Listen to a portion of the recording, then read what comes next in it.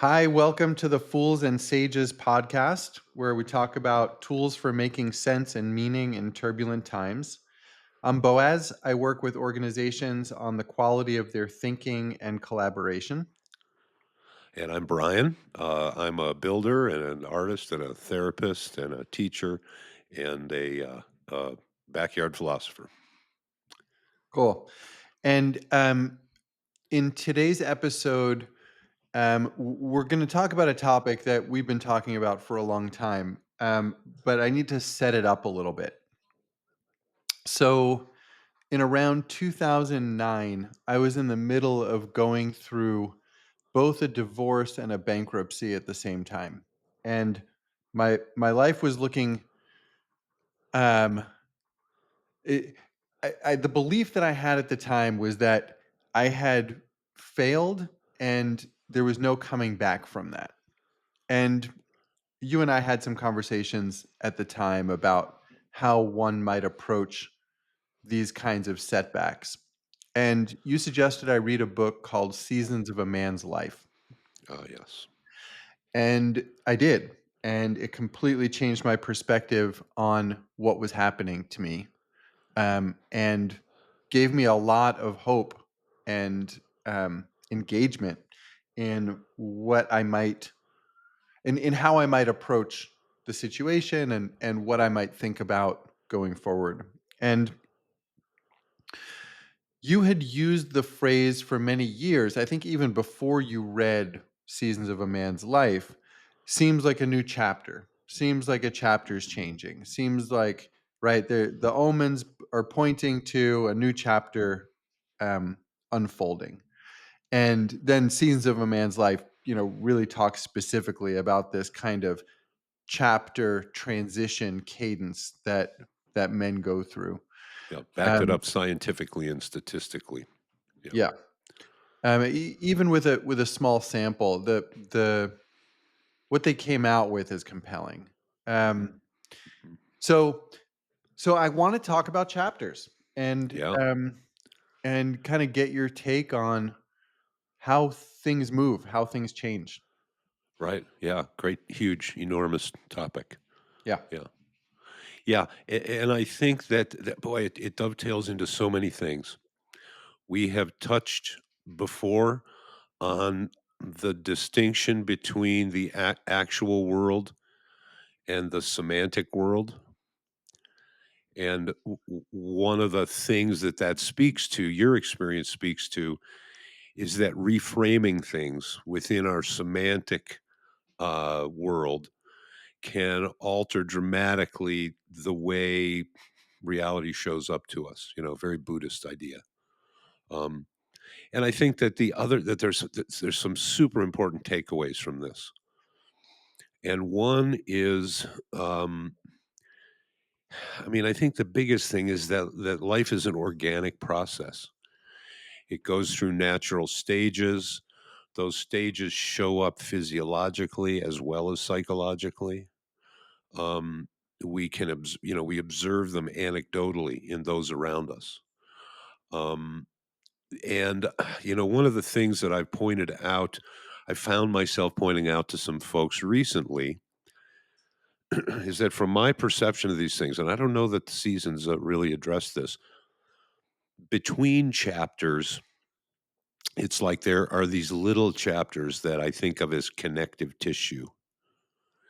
And in those moments between the large chapters, these large chapters or seasons are relatively stable times, even if we have instabilities within them. The pinnings of our universe is in culture and in our own heads is relatively stable. But the connective tissue times between chapters, things get really plastic. They get super plastic. And I don't just mean things in the perceptions of the outside world. I mean our own psychology gets plastic in a way that serves a couple of purposes. It serves a forward-looking purpose, which is, adjusting us and helping us maybe do a better reality adjustments to face the new coming chapter. but it also enables us to things to click maybe from previous chapters that were too close and in our face, and we really couldn't get enough objectivity to, like trying to look at something in a rifle scope, but it's only 2 feet away from you, and there's no way to make sense of it, right? So once we get, this is a natural function of the human psychology. Some things that are super traumatic and impactful, it's like we need to get a certain safe distance away before we can turn around and look at the lion we were running away from, or it's like we have a certain well, this is probably Maslow's hierarchy of needs. We're going to make sure that certain security things are handled, and then later on, when we have processing time, we'll do something about it. Maybe we'll make some later adjustments. I think that also there's a parallel here between energy states of particles. Hmm. That these things, that they're stable states, stable equilibrium places, and then as the energy goes up or down, it goes through an unstable place, and then it ends up at that new stable state, or it falls back to the old stable state. But this idea that we kind of go through these patterns, that's a really important takeaway, because when you're in those plastic times, it can feel like you're going crazy, because things that you relied on that were institutional pillars of your perceptual world are all of a sudden not there in the same way, and they may not seem as solid. So if you realize, with the great wisdom of the Buddha says, and this too shall pass, uh, you will surely come out of that brief connective tissue chapter into the next chapter. And so knowing that, yeah, this is a thing that happens, and it might, it's going to happen regularly, and maybe a parallel there to a girl and her menstruation. And maybe the first time it happens, you go, "Oh my god, am I gonna die?" Right? But then you realize, no, this is actually, uh, kind of intense, but it's part of a natural rhythmic cycle that life does to achieve certain things. A movement is accomplished in 6 phases, and the 7th brings return. There's this idea that nature works in stages, and chapters are definitely about that, for sure. And the chapters also interrelate in the way we relate to the people and relationships in our world. So we are not the same people in the constellations of our world when we're in one chapter as we are going to be in the next chapter, or as we were in the chapter before that. So wow, there's just a lot of directions there. Um, Say more about the 6 phases and the 7th brings return, whatever you just said? Oh yeah, well that comes from the I Ching, and it also comes. Today's rock and roll reference will be to a song by uh, Barrett, Sid Barrett. A movement is accomplished in 6 phases, and the 7th brings return. Uh, it's interesting, what the I Ching is doing there is it's mapping the cyclic stages of nature, the movement from the site, the cycling from very contracted yin, which is winter time. It's the energy of the plant concentrating all of its essential information down into this tiny compact thing, so that the winter can pass, and then it expands back out with the expansion of yang energy in the spring, and the I Ching maps that all out, and that's what he's referring to in that passage. Um, and we say the I Ching, for example, says that change is a constant thing, but it's important to realize it's not chaotic change, it's cyclic change. And that's why we have rainy seasons and dry seasons. And we have, there is this, the effect of the semantic, enculturated world on our head is for us to think that we exist as a sole and disconnected thing from everything else. But in fact, the universe is universing by youing you, if that, if that makes sense.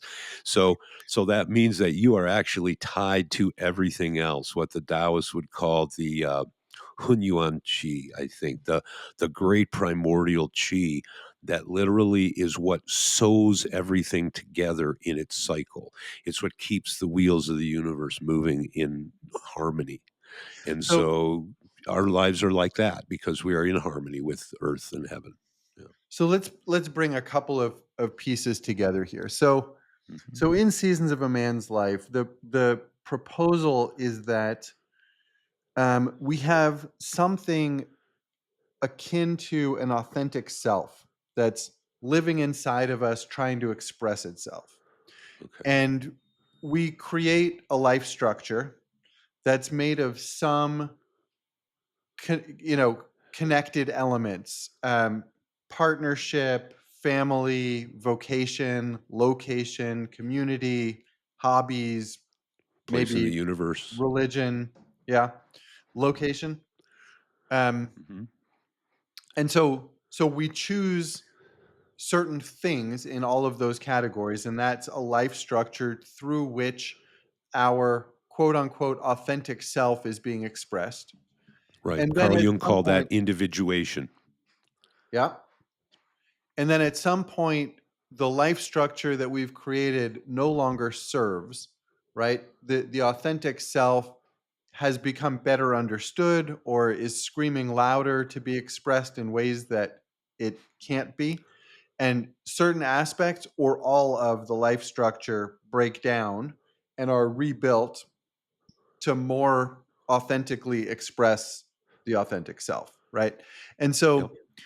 so so that kind of unfolding um, is reframed by what you were just describing as cyclical change and life being organic and us going through this organic process and um, becoming, or I think you said youing you, right? The universe, in order to universe, the universe has to you, right? And Exactly. so Precisely.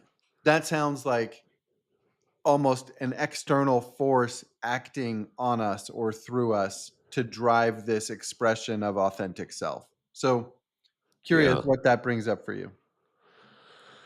Well, I mean, I guess it depends on how religious you want to get. Uh, I like to stay experiential in these sort of in this topic in particular. But what it brings up for me is the verse of Lao Tzu that says something there is whose veiled creation was before the earth and sky began to be. I conceive it as the mother of the universe. I do not know its name, but a name for it is Tao.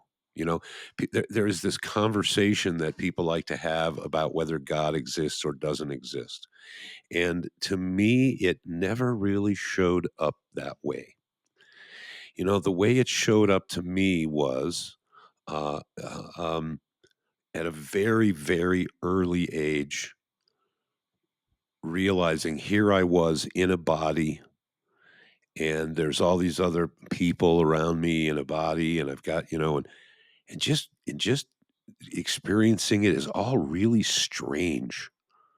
Like that I was the way I was in a meat suit that everybody else was. And it wasn't just like, oh, a child's wonder at life. No, it was like this is something strange going on here that we all seem to quickly decide is just very commonplace.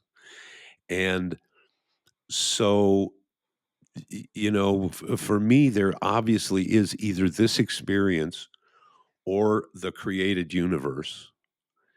And uh, it's not, I don't question whether or not I'm having the universe, the experience. And so there's this idea that something caused this universe and that this is what the Buddhists would say that the what we experience, we are the cause, and everything around us is the cause of interdependent originations. That all these things are the results of causes and conditions, and that when those causes and conditions stop, these things will pass away. And so, the question kind of becomes, well, what about that? Or like Albert Einstein, said the important question is whether or not the universe is a friendly place. And so to me, there's an enormous topic there that, gets into shamanism, gets into religion, gets into what are saints experiencing, gets into the varieties and similarities of religious experience and the capacities of humans to exist in a larger transcendental way, whatever that is. Uh, Lao Tzu is the one that tells us, though, that we have that circuit. He's one of the earliest. We can view, as we spoke about before, you can view life with passion or without passion. And um, so, so yeah, we're kind of signed up for this. We have a body. We're going to go through the physiological processes that have definite stages, and the psychology that goes along with those is in large part reliant and intertangled with the physiology of our incarnation. So yeah, there's that's why often I see people, a lot of mental problems that people have. Part of it might be what's actually going on, but a lot of it is what how they think about it, how they feel about it, in the self-reflective component of that. And so the first takeaway from this is that life goes through processes, and it's like you're here in a meat suit. So you should take it as a given. You're going to go through some stuff. And so trying to understand the nature of the stuff you're likely to go through is part of understanding that cyclic change that we go through and that everybody else goes through and that life manifests through. So um so yeah, I mean, that's just tied up with everything, and it's an old pursuit. I mean, we can look at Heraclitus having those same perspectives on the universe and how everything flows, and how, and going back to the Platonics as well as the Taoists about, here we are having this experience together, whatever that means, whatever it means to be me and whatever it means to be you. Something about this experience, we're definitely having this overlap. And so, what about all that? I mean, that's where it all, that's the big question, right? Um, So, s- so two reactions. One is some of what you Alas, poor said Yorick. reminded me of something that I've heard Jordan Peterson say about, kind of, when asked if he believes in God, his answer is something like, "Well, I've decided that I should act as though there is one." Uh-huh. And Pascal's wager. well, I don't think it's hedging. I think it's just about maybe, for one thing, preferring that there's a fundamental morality, and that the cyclical changes that we were talking about do represent an unfolding, right? That the Sure. trajectory of the universe does bend towards some morality. Something emergent, yes. Yeah. And then the other thing that I'm thinking about is quantum potential, which might be physics' answer to the Tao. Um, that's this kind of energetic substrate out of which probabilities arise and therefore experiences, right? Um, so so yeah, just I think maybe let's follow that Jordan Peterson quote in terms of how to be, and like and Right. and and what do we make of this unfolding that we experience by definition being in a meat suit. Yeah, I think there's two different things that can be ways that you can interpret that. Believing in God, if we leave out the specific definition of God, we can distinguish from our prior distinctions that there is a God of the semantic world that is going to have certain differences from the God in the actual world, the primal world. And often the question, "Do you believe in God?" is the question is really, "Do you believe in my particular semantic representation or extension of this what this thing that we give it attributes to?" Applied to the external. Do you believe in my subjective or semantic version and therefore make it external? I think that Right. version of the question is inherently confusing subjective And and objective. if you look at some religions, they spend a lot of time involved with the names of God. So you know that we're engaged with a certain semantic aspect. On the other hand, if we look at the IRL aspect, we have I was told by a Japanese friend that in Japan, they make the distinction between schools of Buddhism between two sides. And one side, the characters meant trusting others, and the other side, the characters were myself and power. And Zen was in that myself and power. And trusting others is the versions of religion that look a lot more like Western religions. We've got a semantic God, and we're going to pray to him, and we're going to sing to him. We're going to do all these fundamentally semantic things. We're going to translate that into a morality. We're going to translate that into a semantic device that we can use to assuage our questions, our cosmic questions about what happens to us after death, and like all that stuff. Um, and then you have these disciplines that say, do this thing, do it this way, do it this long, and you will have an experience. And from that experience, then you come back and you're going to be looking for handles and signposts. And then we're going to tell you, okay, that was this and this was that. Okay. So, for example, without going into great detail, I did have one experience that is relevant. Uh, that was an experience, like a Kundalini experience, and that Kundalini experience, my, white light and everything. My experience was not of a voice that said, "I am the God of Abraham and Isaac. I am the God of," or this is the great Tao or the Maitreya Buddha, or the experience, as much as it could be conceptualized, was just, this is it. And uh, we can't the human consciousness needs that semantic base to grok things, to be able to take meaning from it. But obviously, the source of all creation in the universe is going to transcend the dimensions of our semantic models. And so we're going to come back with a lot of different labels and a lot of different things. But what's important, having a model that's accurate or having an experience that brings you closer, that shows you something? And those are two large paths. The path of shamanism is show me. The path of going to the priest and asking, "Would you please pray for me?" is literally asking for a semantic intervention with a cosmic outcome. And they're two different approaches. I'm just reporting it. I'm just reporting the distinction.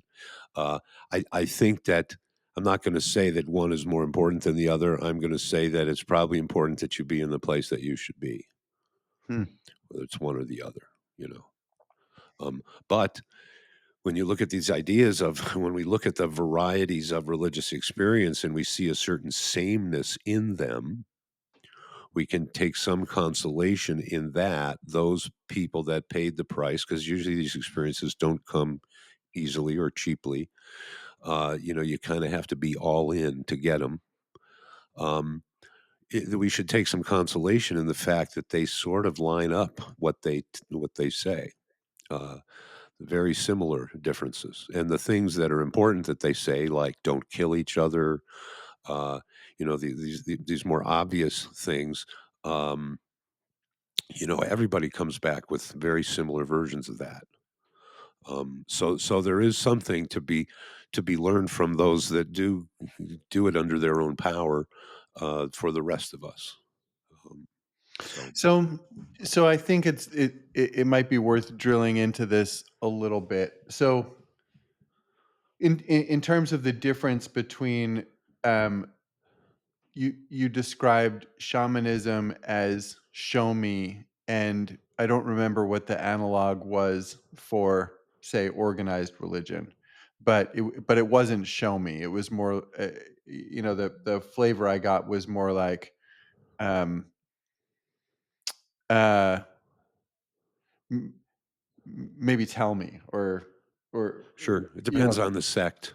yeah, but, Martin Luther but came out with this universal priesthood that says you can have your own relationship. I, So then you're kind of like taking their model and saying, okay, and casting off your thoughts in that direction. let, Um, let, but yeah. let me follow that for a minute Uh-huh. though. Uh-huh.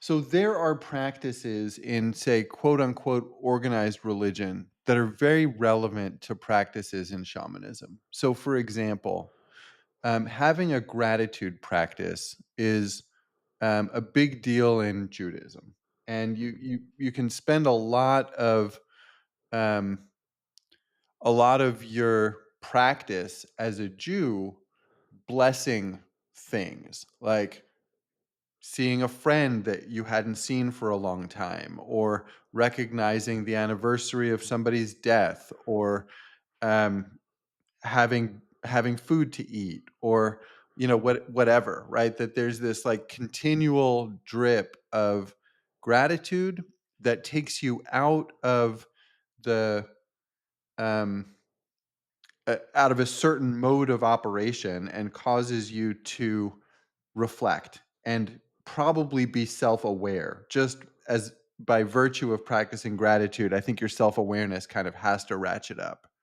Yeah. And then, Compassion too, probably. yeah, right.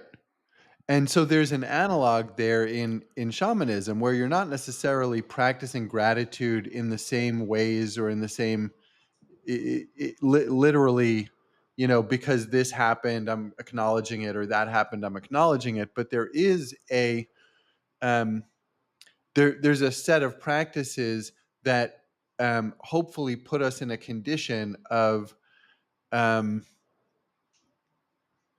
engagement with something beyond the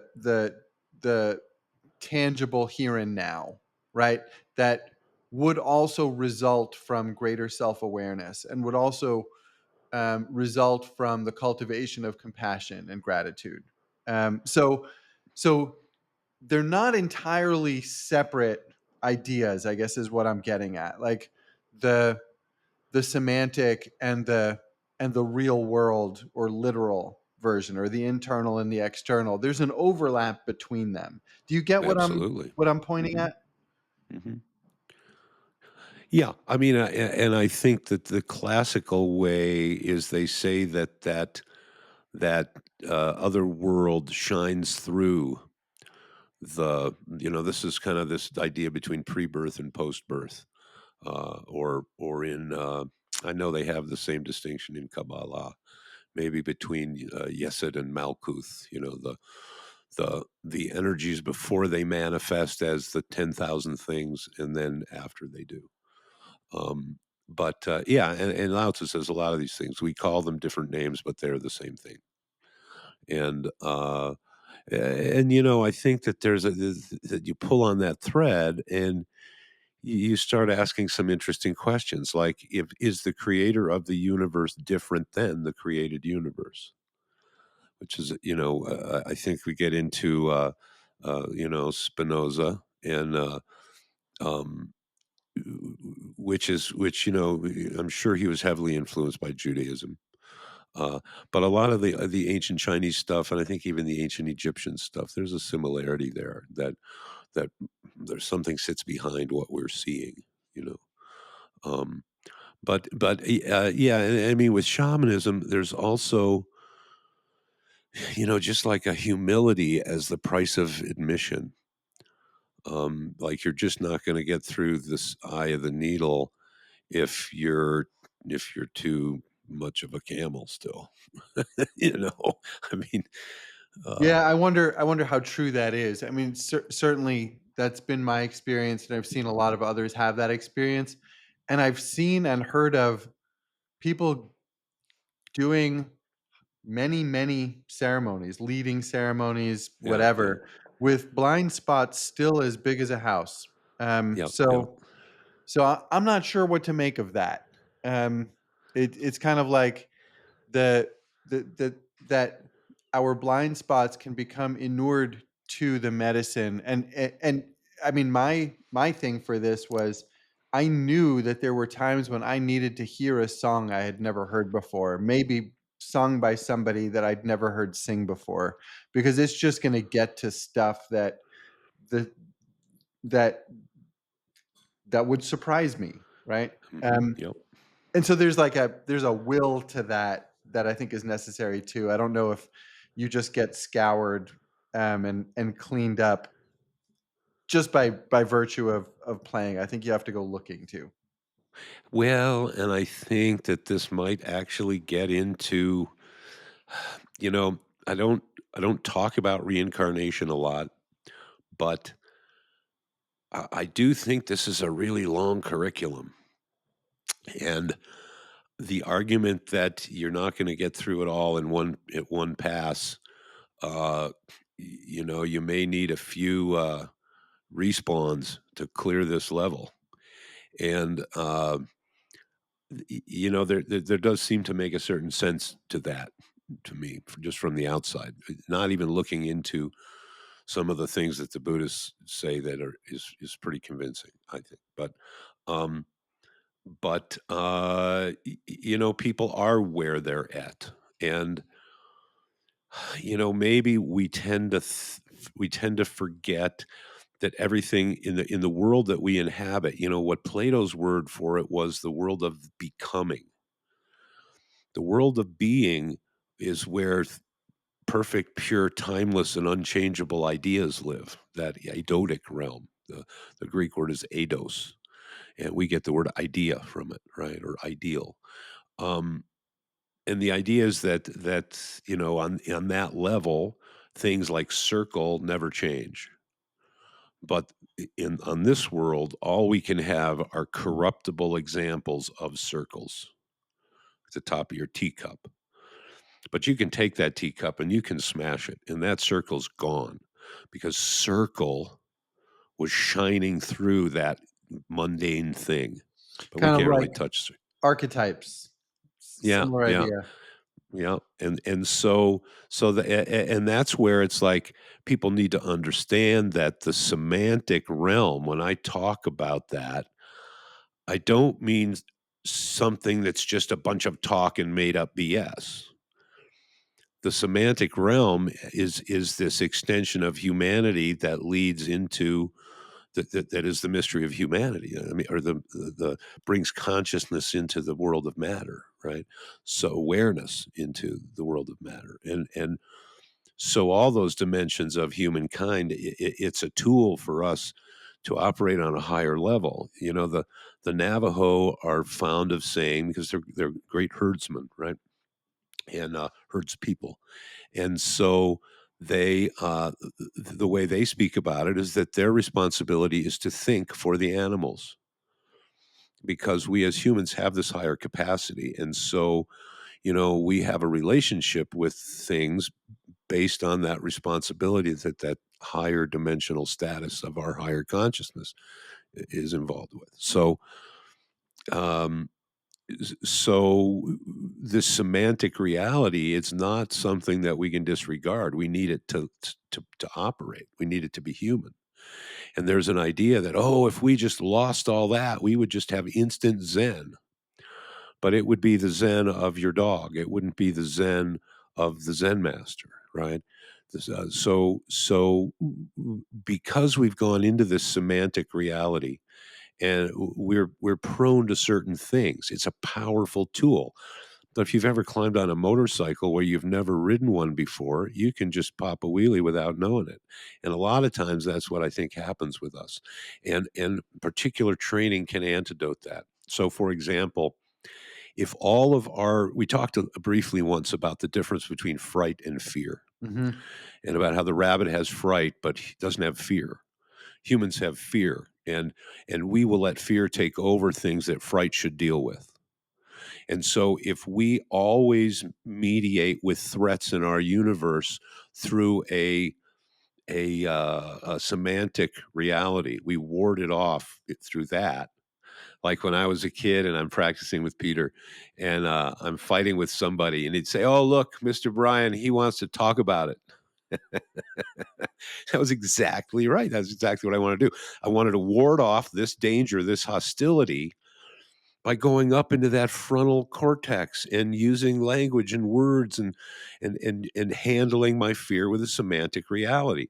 Now, I'm not slamming that. You should talk your way out of a fight every way you can. But once the fight starts, don't be up there. Don't be in the roof brain chatter.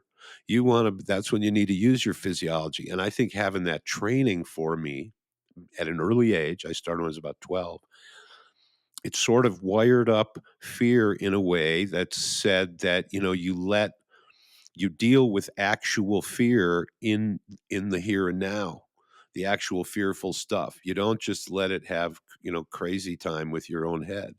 Like when I was doing plumbing for the town, for the village, I had some work experiences that are very negative, right? And I don't mean they're negative like, oh, that person was nasty to me. I mean, I was in a hole in water in the street in February, 28 degrees, and trying to deal with intransigent, inanimate objects.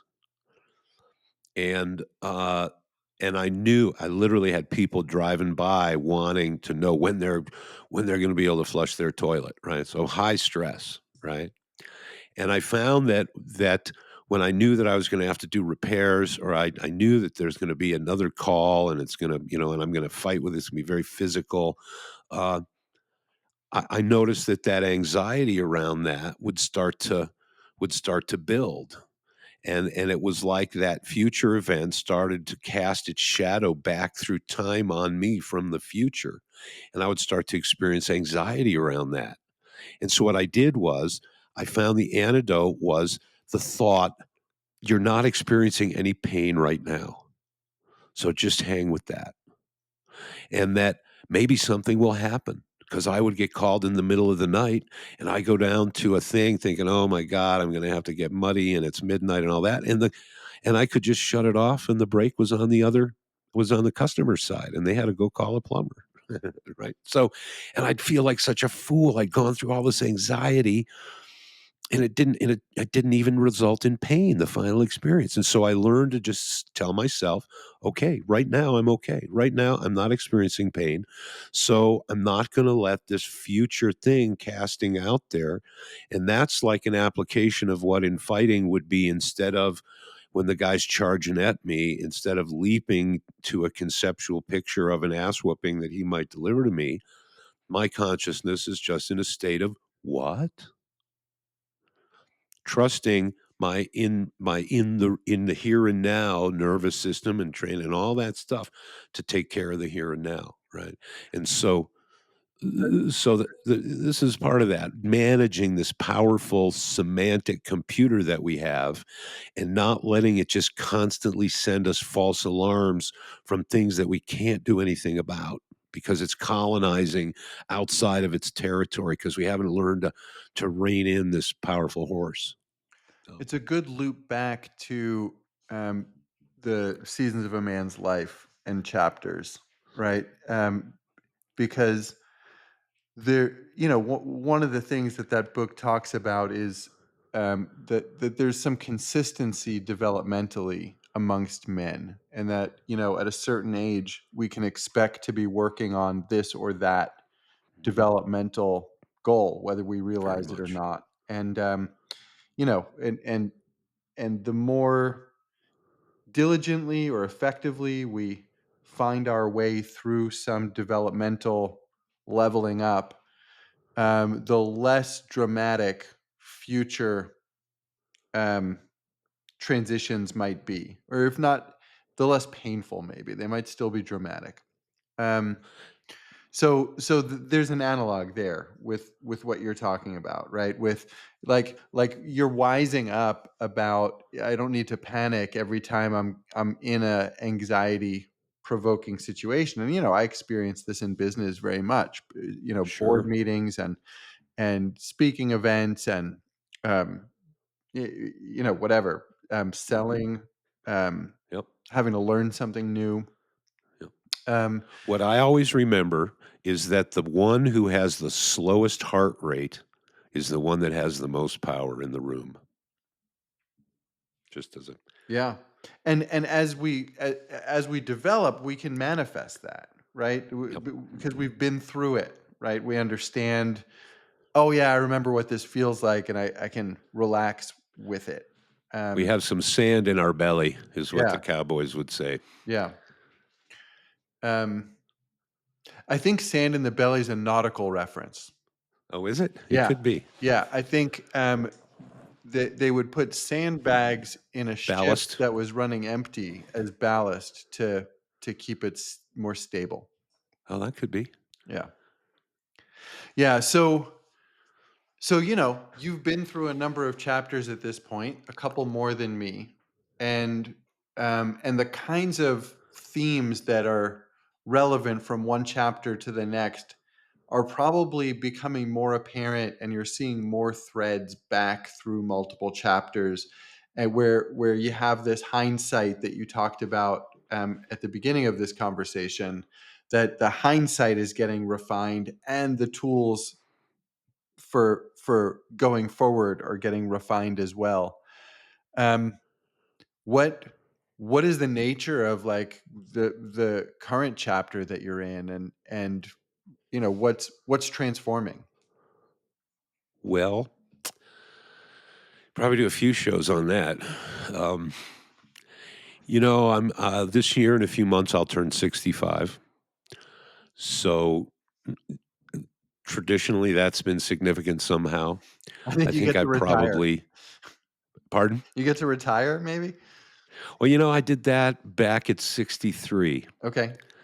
And which means that you just don't get paid for all the stuff you got to do. I was still up on the roof yesterday, and uh, I'm actually oddly getting more traction with some of the work that I'm doing now that I've retired. Is that Well, say more ridiculous? about But that, because you had mentioned that, and I do think that's kind of chapter appropriate somehow. yeah, well, I think to do with this chapter, first of all, there is a chapter that you're coming up on where you are no longer the center stage. I definitely had a number of decades where I was, the center stage. And you definitely get to a point which is where it's appropriate for you to be, furthering others from backstage. So you really start to want to shift to see, other people be able, there's some great Walt Whitman poetry about, the coach wanting to see the athlete run faster than him and swim fast and jump higher, all that. So there's some natural investment that we want to have in the next generation. And the chapter that I'm in, I think that was a big piece of my last chapter. And the chapter that I'm in now just reinforces that more. And the ways and the dimensions that you do that and the ways that you need to refrain from doing anything. And I would think of Peter saying, "Don't just do something, stand there." and there's times when that's appropriate, and you have to learn when to do that. And when to not be the training wheels, and but my chapter now, I think it probably started at 60 when a fellow Tai Chi teacher that I had known since college just died in like a week or Oh, something. huh. And I was like, wow, if I'm gonna, what, the topic of good works is a whole thick, muddy field to tromp around in. Well, and this I think But I did maybe think where you might be going is also around how our mortality is often what's pulling us through developmental material, right? exactly, exactly. Memento mori, which we've spoken about, and that's why the skull is on the fools and sages. Because it does change our perspective, and we do understand some things at the same time as we start to disconnect from them personally. And I think this chapter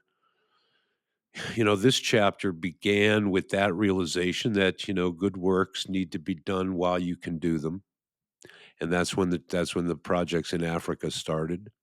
And and I thank God that, or thank the Tao, or thank the great Buddha nature of the universe, that we were able to do that, because it did impact some kids' lives forever. And God and the Tao willing, it will continue. But so I also, part of it is I just read an explanation where people say why old people are grumpy. And they were talking about the fact that we take upon ourselves these things to distract us. I think, I've been reviewing Chilton Pierce, and I think he just refers to it as our despair. Uh, Ken Wilber in the Atman Project, really, I think, quite brilliantly for how young he was, talks about how we invest in the world of culture and the world of materiality as a way to sort of escape our separation from the higher aspects of the universe, from God, from however you want to say that. That in attaining this powerful semantic tool, we've pulled ourselves from the created universe, and in doing so, we've sort of separated ourselves from our own source. And so we take on these projects, but these projects are always bound to fail because they're not God, or they're not the deepest part of ourselves. They're not going to answer the koan that existence is, you know, manifesting to us. So about the chapter that I'm at, 65 or so, you start to realize that a lot of your hopes and dreams, things that you maybe thought you could see through, are not going to see through. Lao Tzu even talks about this. He says at one point, though I have my hopes, I know I cannot attain them, or something like that. And there is something to this is also part of the acceptance of one's fate, acceptance of one's deep destiny. And so, it turns out that maybe on some level striving for that destiny that was not a true that was on some level an Atman project, even if it was to keep food in your mouth and your life afloat, uh, that somehow that actually sits in the way of this deeper thing that we're trying to manifest. And so the old age takes us out of our own way, maybe in a way that we would not foresee. Um, but by taking us out of the front of the pack, it lets us see the game for what it is. And so maybe the fears and the challenges of life don't hold the same gravity for us, and more of us can come out then. I can't say that's a universal experience, but I mean, also, for me, I think I got another little grip on the story that started on the first day of my life, and through that next click of resolution and of acceptance and of all of that, I was able to be in my own life in a different way. And I don't know how universal an experience that is, because um, my suspicion is that when things go wrong, the earlier they went wrong, the longer and deeper you're going to have to dig to get to the pieces. And so I was literally day 1, so I had a lot of digging to do. And so, like I think I mentioned to you, I started repairing the house, and it was kind of like an aha to me to realize that I did not have the the presupposition that I deserved to live in a nice house. It's like, well, what the hell is that all about, right? Where would that come from? Oh, day 1, you know, and the first year stuff, you're the mirroring, the reflection that happens typically, and that part of that early creation of the self, and the reinforcement that the self is worthy of love and worthy of caring and worthy of, all that stuff.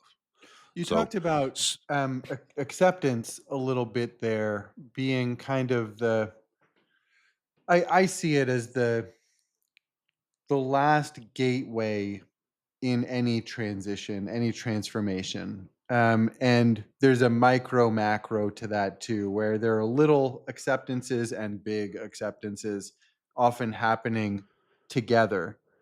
Mhm. And I think that in every transition, right, from our 20s to our 30s and 30s to 40s, et cetera, what makes it possible for the authentic self to emerge might just be acceptance. Mhm. And yeah, what's Yeah. your reaction to that? Well, which looks a little different in every case. Um, there's I suppose it really is a software thing. It really does come to how we go about. It's like some of our conversations about strategy. How do we look at the world? How do we understand ourselves, our resources, the possibilities, and then get what we want? And that what we want, it turns out, is based on very semantic and culturated things. And so it turns out that it's only a very rough and not always honest model of reality. And we make conclusions off of it. You know, when I've done a lot of mechanical problem solving, and I kind of like problem solving as a brain teaser, or what the Spanish would call a rompecabeza. I love that word. And the first step of any problem solving is always you have to really understand what's going on. And what after you've done a bunch of problem solving, you realize that you can be your own worst enemy because you hear one thing and you make a leap of a conclusion off of that, and then you just build a whole scenario in your head about what could be wrong and why that's what's wrong, and then it turns out that that wasn't it. And there's no escape because the thing is a thing. Like, it either works or it doesn't work. It's either leaking down the street or it isn't. Or in martial arts, you either got a bloody nose or he does. Right. So we can't fool ourselves in those dimensions. But in the purely semantic world, woo dog it, we can inhabit entire bubble worlds. And if we're not honest with ourselves, we will start falsifying our own experience to keep intact the bubble world that we have created, and that others may well be reinforcing because it either reinforces their bubble world or they're very entrenched in the worldview that's involved with that, and maybe for honest reasons, maybe for dishonest reasons. You don't know, right? But um, so and that's why Zen and a lot of these traditions, they're best. That's why the Zen master hits you with a stick, because it's not a semantic thing getting hit with a stick, right? When they ask Zen masters, what is Zen? They say these great things like eat when you're hungry, sleep when you're tired, and pass water when you have to.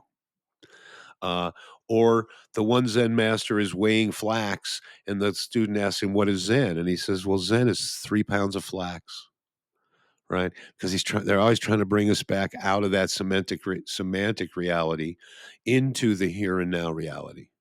And that's why I think, martial arts is a great training to do that, particularly when you're in the ages of this intellectual development, which is in those later adolescent years and stuff like that. I mean, nothing brings you back into the here and now like a good whack. And the Zen masters knew that and perfected it. They go for the triple heater points on your shoulder, which gives, triple heaters, all the three fires, and go, whoa, hello, right? That's what that's for. Uh, I think that's supposed to, inspire courage too. I remember a teacher telling me something about oh, that. Yeah. that could be. When I was in the Zen center, I never got hit with a stick. I was happy about it at the time, but now I kind of feel like I missed out on something. So, but it was considered good if you didn't get hit, Uh-huh. you know. And I was such an approval dupe when I was young. So, Yeah. Well, I wonder if that's a stopping point for now. There are so many threads that kind of got exposed mhm, here that yeah, maybe pulling them together for some future additional yeah. conversations would be a good Yeah. next move. Well, there's some good takeaways from this, and that is that if things start seeming pretty strange and plastic, there's a good chance you may be on a chapter changing time. We call it And a Tarzan between the vines. yeah, exactly. And Yeah. you've let go of this vine, but you haven't quite wrapped your fingers around that next vine. And that can feel really whoa, but that next vine is going to be there. That's how this works. And the other takeaway is you are not the first person that has ever gone through any of this stuff in the universe. And there may be people who can serve as mentors or, a support system that can give you a little guidance. We used to have in our cultures ways that were sort of set up to support that. And while we don't have those universally the way we did, those people are still out there. The people that have gone through the chapters that you're entering successfully and lived through it, they are there and they will know what you're talking about. But you may have to initiate the conversation. So those are two, I think, important takeaways. You're not crazy, or if it seems like you are, it's only temporary. And you're going to come down in a better place. And this is the way self organizing systems work. They move from a balanced state through a state of criticality, an SOC is what they call it, into the next steady state condition. So the crazy won't last forever, and you'll come to that next chapter and stabilize things, unless there's something that you really need to fix. The natural process of life, it has these bumps and these things, so don't freak out. That's the important takeaway, I think. And Yeah.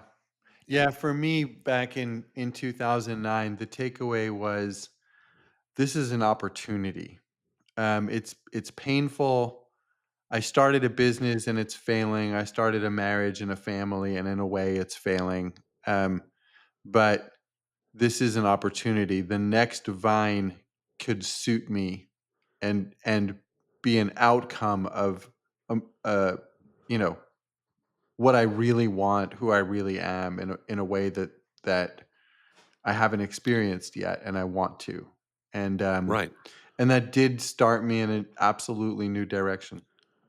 Well, and the first whack with the one wood rarely gets you even on the green. And then you got a chance, okay, you saw some sand traps, you saw the rough, you saw the alligators if you're playing in Florida, whatever the case. But so now you're closer to the target. You can use a slightly different tool. You have a more accurate, realistic understanding of the obstacles and the landscape, and your second shot will get you closer. Yeah, and